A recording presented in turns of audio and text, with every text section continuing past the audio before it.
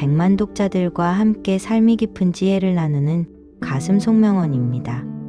한 주의 한가운데를 지나며 피로와 쓸쓸함이 문득 마음에 내려앉는 밤, 지친 몸과 마음을 누이고 계실 우리 모두에게 깊은 평안과 위로가 가득하기를 바랍니다. 에이브러햄 링컨의 가슴 속명언으로 우리 가슴 속 깊이 쌓인 무거운 짐을 함께 내려놓는 시간을 가져보겠습니다. 링컨은 말했습니다. 내가 걷는 길이 비록 느릴지라도 나는 결코 뒤로 물러서지 않는다. 이 발언은 링컨이 인생의 수많은 패배와 소외 속에서도 끝내 무너지지 않고 자신을 지켜내며 남긴 가르침입니다.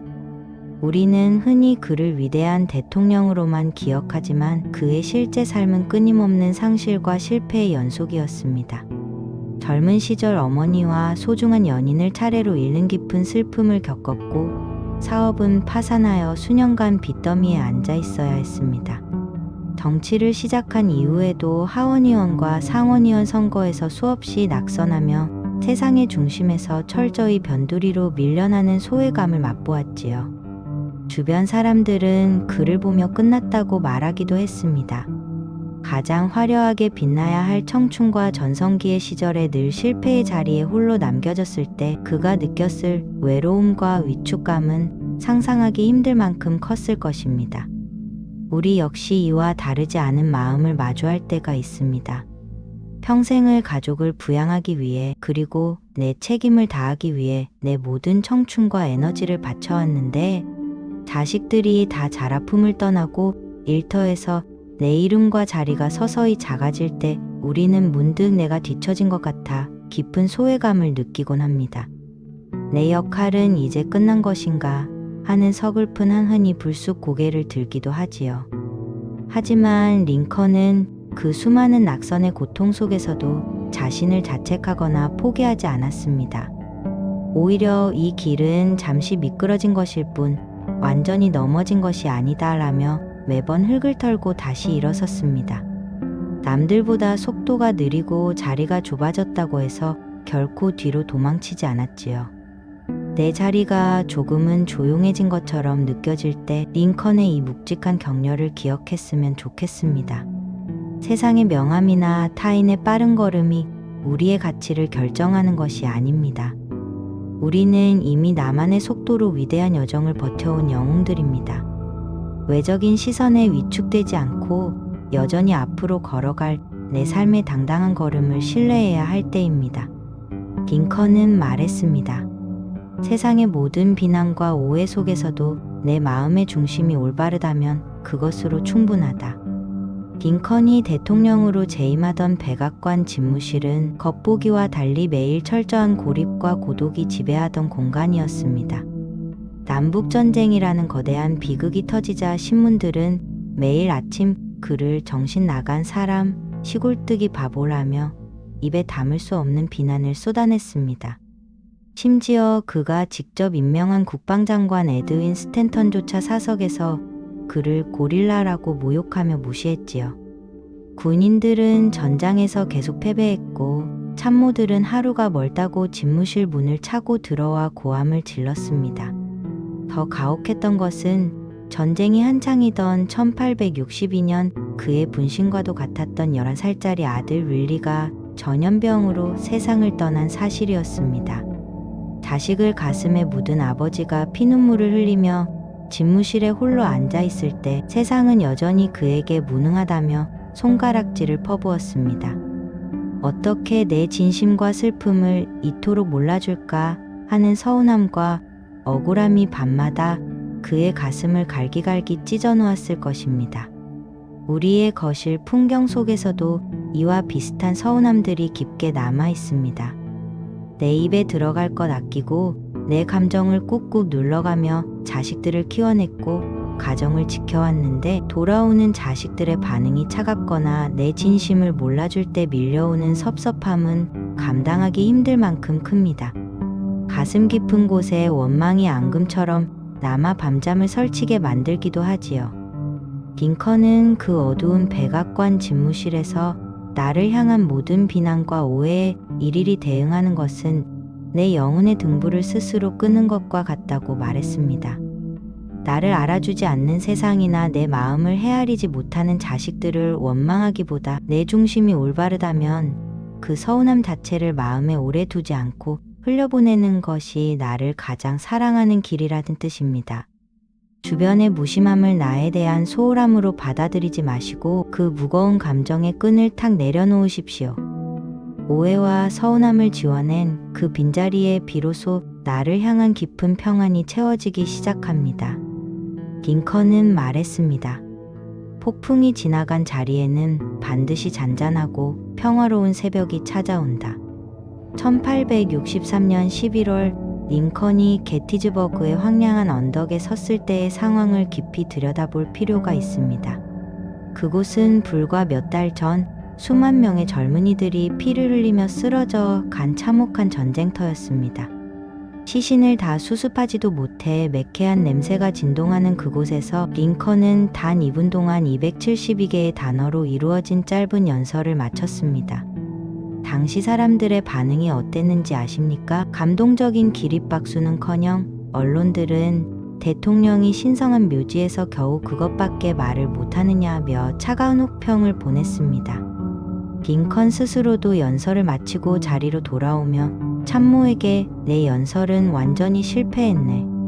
사람들이 아무런 감동도 받지 못했어 라며 깊은 위축감 속에 고개를 숙였습니다. 인생을 바쳐 준비한 목소리가 세상의 차가운 냉대 앞에 묻혀버렸다고 느꼈을 때의 그 처절한 기분, 아마 우리도 수없이 겪어보았을 것입니다. 내가 수십 년간 쌓아 올린 삶의 경험과 지혜를 젊은 세대들이 구시대의 잔재처럼 치부하거나 지루해할 때 우리는 내가 점점 쓸모없는 존재가 되어가는 것 같아 깊은 두려움을 느끼곤 합니다. 하지만 역사적 사실은 무엇을 증명합니까? 그날 링컨이 고개를 숙이며 읊조렸던 국민에 의한, 국민을 위한 정부라는 그 짧은 연설은 훗날 인류 역사상 가장 위대한 문장으로 기록되었습니다. 당장의 폭풍 같은 비난에 가려져 있었을 뿐 그가 던진 진심의 씨앗은 밑바닥에서 단단하게 자라고 있었던 것입니다. 우리 자신을 찬찬히 돌아보십시오. 굳이 세상이 지금 거창한 자리를 마련해주지 않아도 모진 풍파와 폭풍 같은 세월을 다 이겨내고 오늘 이 자리에 서 있는 우리는 이미 그 자체로 너무나 당당하고 가치 있는 존재입니다. 거울 속에 비친 주름은 부끄러운 흔적이 아니라 삶의 폭풍을 당당하게 통과해왔다는 가장 명예로운 훈장입니다. 외적인 자리가 좁아졌다고 해서 우리의 가치가 사라지는 것은 결코 아닙니다. 나도 여전히 할 수 있다. 내 인생의 가장 평화로운 새벽은 이제 시작이다 라는 단단한 기백을 우리 마음에 다시 한번 심어주었으면 좋겠습니다. 링컨은 말했습니다. 만약 내가 신문 기사를 일일이 읽고 대꾸하려 했다면 이 집무실은 진작 문을 닫았을 것이다. 나는 그저 내가 아는 가장 최선의 방법으로 끝까지 나아갈 뿐이다. 남북전쟁의 참혹한 포화 속에서 링컨을 가장 힘들게 했던 것은 역설적이게도 아군이라 믿었던 이들의 끊임없는 간섭과 지적이었습니다. 매일 백악관 집무실 탁자 위에는 그를 비난하는 수천 통의 편지와 언론의 독설이 쌓였습니다. 참모들은 저마다 왜 그렇게 결단력이 없느냐, 왜 군대를 더 빨리 진격시키지 않느냐며 링컨의 전술과 철학을 사사건건 흔들어댔지요. 사방에서 내지르는 고함과 간섭 속에서 링컨은 단 한순간도 마음 편히 숨을 쉴 수 없었습니다. 그때 링컨은 그 수많은 소음에 일일이 변명하거나 싸우는 대신 눈을 감고 묵묵히 자신이 가야 할 길에만 집중했습니다. 내가 생각하는 가장 최선의 길을 묵묵히 걸어가서 결국 승리라는 결과로 나 자신을 증명해 보이겠다는 단단한 이성적 결단이었습니다. 그는 훗날 결과가 나의 옳음을 증명해 준다면 세상의 모든 비난은 아무런 의미가 없어질 것이고, 만약 결과가 실패라면 천사들이 내가 옳았다고 증언해 준들 아무 소용이 없을 것이라며 묵직한 전진만을 선택했습니다. 우리의 삶 역시 이와 참 많이 닮아 있습니다. 수십 년 동안 가정을 일구고 사회적 책임을 다하는 동안 주변에서는 저마다 한마디씩 참견을 보태곤 했습니다. 왜 그렇게 사느냐? 그렇게 하면 안 된다는 세상의 수많은 시선과 잔소리를 우리는 묵묵히 인내하며 버텨왔지요. 그리고 이제 와 주변에 관심이 잦아들고 내 자리가 조용해지면 우리는 문득 세상이 나를 가치 없는 존재로 여기는 것 같아 깊은 소외감과 억울함을 느끼곤 합니다. 하지만 링컨의 이 강인한 발언을 우리 마음에 꼭 새겨두었으면 좋겠습니다. 세상의 소음이나 타인의 간섭에 일일이 흔들릴 필요가 전혀 없습니다.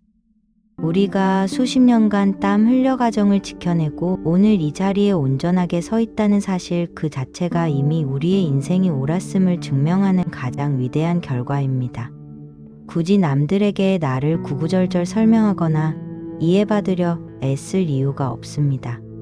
그저 지금까지 그래왔듯 우리 앞에 놓인 하루하루를 우리가 아는 가장 최선의 방법으로 당당하게 걸어가면 그것으로 충분합니다. 그 묵묵한 전진 속에 진정한 인간의 품격과 패기가 살아 숨쉬는 법입니다. 오늘 함께 나눈 에이브러햄 링컨의 깊은 지혜를 가슴속에 새겨봅니다.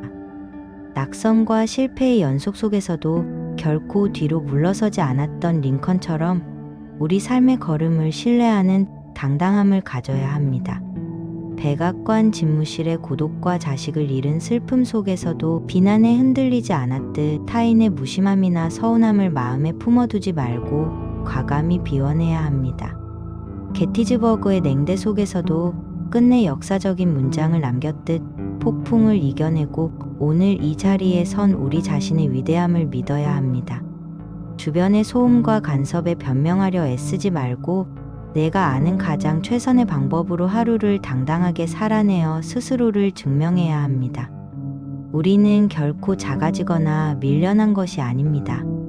수많은 세파를 다 지나보내고 이제야 비로소 가장 단단하고 평화로운 나만의 새벽을 마주한 것입니다. 가슴 속에 맺혀있던 모든 서운함과 무거운 응어리는 오늘 밤 이 자리에 다 내려놓으시고 오직 깊은 평안함만을 채워가시길 바랍니다. 우리는 언제나 해낼 수 있고 우리의 삶은 여전히 눈부십니다. 오늘 하루도 정말 고생 많으셨습니다. 오늘은 지나갔고 내일은 또 내일의 태양이 떠오를 거예요. 평온한 밤 되세요.